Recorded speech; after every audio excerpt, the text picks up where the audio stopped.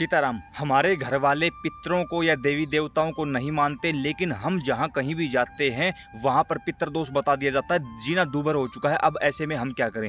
विशेषकर हरियाणा व राजस्थान से बहुत सारे लोगों के ऐसे मैसेज आए हुए हैं, कमेंट आए हुए हैं, जब कहीं भी मिलते हैं उनका एक ही सवाल होता है कि हमारे घर वालों ने नाम ले रखा है, अब वो इन चीज़ों को नहीं मानते। तो अब मुझे नहीं पता कि उन्होंने किसका नाम ले रखा और ऐसा कौन है जो अपना नाम लेने के बाद सारी देवी देवताओं को छुड़वा रहा है। इस बारे में बहसबाजी नहीं करेंगे क्योंकि समय बड़ा कीमती है। इस समय को हम खराब नहीं करेंगे बिल्कुल भी। ऐसे एक नहीं हजारों उदाहरण हमारे पास में आए हुए होते हैं। ऐसे में सिर्फ सबसे पहले बात यह है कि कहीं ना कहीं आपने किसी का नाम भी ले रखा, तो वो नाम आपको कब ये मना कर रहा है कि आप अपने कुल की शक्तियों को ना पूजो। अब बहुत सारे लोग हमसे इस बात पर डिबेट भी करने लग जाते हैं। काफ़ी लोग तो ऐसे हैं जो मिले हैं सिर्फ और सिर्फ, अब हम हरिद्वार गए हुए थे, वहाँ एक व्यक्ति मिला सिर्फ और सिर्फ अपने घर से राजस्थान से, वो ये डिबेट करने के लिए गया था मेरे साथ, कहीं ना कहीं से पता करके कि इसके साथ जाके बहसबाजी करूंगा। मैंने कहा यार मूर्ख है तू, राजस्थान से कहाँ से चल के कितने हजार किलोमीटर दूर तू आया है, अपना समय खराब, दिमाग खराब, पैसा खराब करने के लिए आया।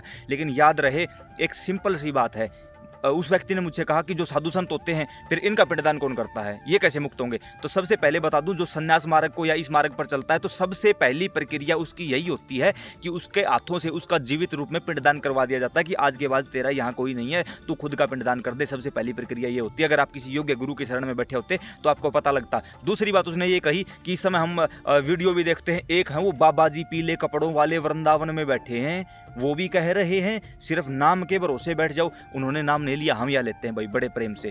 परम पूज्य सदगुरुदेव संत श्री प्रेमानंद जी महाराज, जिन्होंने पूरी दुनिया को बदल कर रख दिया। आप कहीं नहीं गए, पूरी दुनिया को अपने पास बुला लिया और राधा रानी के श्री चरणों में झुका दिया। बच्चे बच्चे की जुबान पर उनका नाम और किशोरी जी का नाम बुलवा दिया। कोई साधारण व्यक्ति तो नहीं है, कोई आम इंसान ये काम नहीं कर सकता। किशोरी जी कृपा कर रही है। ऐसे में उनकी बात है, बिल्कुल परम सत्य है कि आप नाम के भरोसे बैठ जाओ, सब कुछ हो जाएगा। लेकिन ये सवाल मैं आपसे पूछना चाहता हूँ, क्या आप नाम के भरोसे बैठे? क्योंकि अगर आप नाम के भरोसे बैठे होते, आपको नाम पर पूर्ण विश्वास होता, तो आपके घर में परेशानी नहीं होती। आप चौकी दरबारों पर नहीं गए होते, आप यहाँ वहाँ अलग अलग मंदिरों में, तीर्थों पर नहीं घूम रहे होते। एक बार उनकी जो वाणी है उनको पूरी तरह से सत्य सुनो, बिल्कुल सही तरीके से सुनो और जैसा बताया जा रहा है वैसा अप्लाई करो। क्या आपने बैठ के केवल और केवल पूर्ण विश्वास नाम के ऊपर किया? अंदर से आवाज़ आएगी नहीं किया। और इस सवाल का जवाब बाहर वाला नहीं दे सकता, आप अंदर से दे सकते हो। एक बार एकांत में बैठकर पूछो कि क्या संतों ने, गुरुजनों ने हमें जो बात बताई वो सत्य है? हाँ वो सत्य है। तो क्या हमने वो अप्लाई किया? अंदर से आवाज़ आएगी नहीं किया। पूर्ण विश्वास नहीं किया। किया होता तो आज आप हमारी इस वीडियो पर नहीं होते। ऐसे में जिन लोगों के साथ ये घटना घटित हो चुकी है उन्हें सिंपल तरीके से बताऊंगा।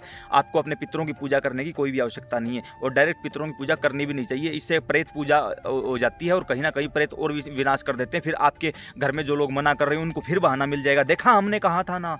ऐसे में आप क्या करो, आप किसी भी तीर्थ पर, जैसे हरिद्वार है, केदारनाथ, बद्रीनाथ, गया जी है, जो भी अन्य पवित्र तीर्थ है, वहाँ जाके आप पिंडदान तर्पण करवा दो। या फिर 4 पीढ़ियों में जो लोग मरे हुए हैं उनके नाम की आप नारायण बलि करवा दो। इससे आपके घर में जो प्रेत दोष या पितृ दोष लगा हुआ है वो शांत हो जाएगा। पिंडदान करवाना हो, लगे कि आपके पास पैसे नहीं है, डायरेक्ट यूट्यूब पर सर्च करो खुद से पिंडदान कैसे करें, अशोक कुमार वीडियो, उसमें हमने हरिद्वार जाकर सब कुछ करके दिखाया हुआ है। उस तरीके से आप लगातार 5 अमावस्या कर दो, किसी को बताने की भी आवश्यकता नहीं है। नारायण बलि करवाओगे तो वो भी किसी तीर्थ पर होगी, आप किसी तीर्थ पर जाकर नारायण बलि इत्यादि करवा सकते हो। काफ़ी लोगों ने ये भी कहा कि भाई कितना खर्च आता है। देखो हर तीर्थ का अपने अपने तरीके से होता है।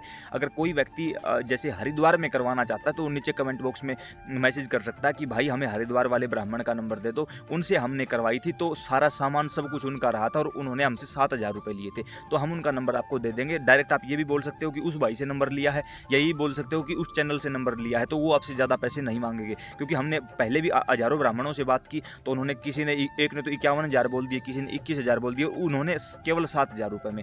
और ये हमने 2026 में करवाई है नारायण बलि, शिवरात्रि के उपलक्ष्य में करवाई थी, तो उस समय उन्होंने यही दक्षिणा ली थी हमसे। तो आप भी ये काम कर सकते हो। उसके अलावा लगे कि घर की कोई महिला है और इतनी दूर जा नहीं सकती, तो आसपास कोई भी शिव मंदिर है उसमें जल चढ़ाना शुरू कर दो। लगे कि वहाँ भी नहीं जाने देते, गौ माता को रोटी देना शुरू कर दो या सूर्य भगवान को जल चढ़ाना शुरू कर दो।